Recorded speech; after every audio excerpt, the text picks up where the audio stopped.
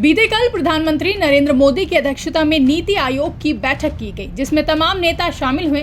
विपक्ष की तरफ से पश्चिम बंगाल की मुख्यमंत्री ममता बनर्जी भी इस मीटिंग में मौजूद रहीं, लेकिन ममता बनर्जी बीच बैठक से भड़कते हुए बाहर निकल आईं। बाहर निकलने के बाद ममता बनर्जी ने माइक बंद करने का आरोप लगाया था, जिसको लेकर विपक्ष भाजपा सरकार पर हमलावर हो गया। इसी कड़ी में अब शिवसेना यूबीटी सांसद संजय राउत की प्रतिक्रिया सामने आई है। जिस तरह से बजट बना है उसी तरह से नीति आयोग काम करता है। ममता जी को अपनी बात रखने नहीं दी, उनका माइक बंद करना लोकतंत्र को शोभा नहीं देता। ये पैसा केंद्र सरकार का नहीं है, मोदी जी के गुजरात से नहीं आता है या अमित शाह जी के गुजरात से नहीं आता है पैसा, ये देश की जनता का पैसा है।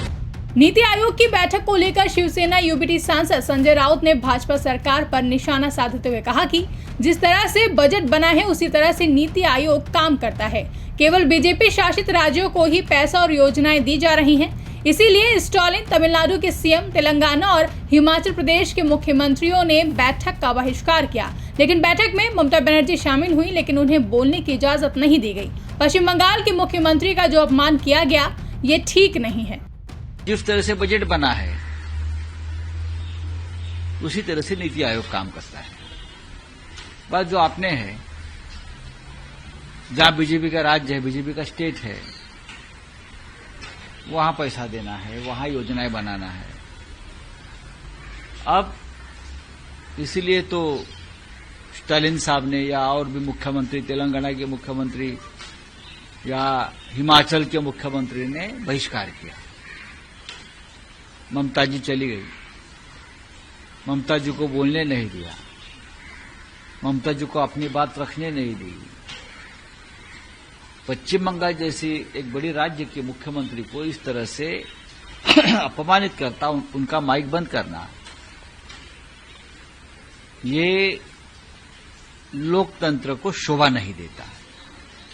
हमारे माइक बंद किए जाते हैं, राज्यसभा हो या लोकसभा हो, लेकिन प्रधानमंत्री के सामने एक राज्य के मुख्यमंत्री को बोलने से रोकना, वो अपनी बात बोल रही है। बहुत से मुद्दे हैं राज्यों के, जीएसटी का परतावा है और भी है।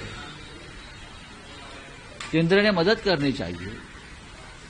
केंद्र सरकार अगर कुर्सी बचाने के लिए आंध्र प्रदेश और बिहार को भर भर के देती है, तो यह अधिकार सभी राज्यों का है।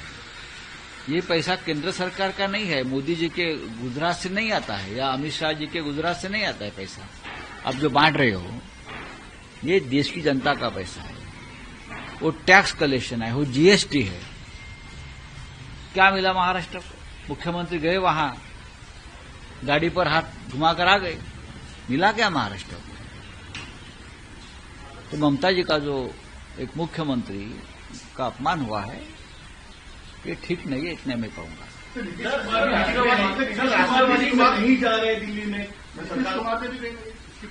ठीक है, नीतीश कुमार ने क्या किया मालूम नहीं, लेकिन नीतीश कुमार के प्रतिनिधि के तौर पर उनके केंद्रीय मंत्री वहां मैंने देखा है।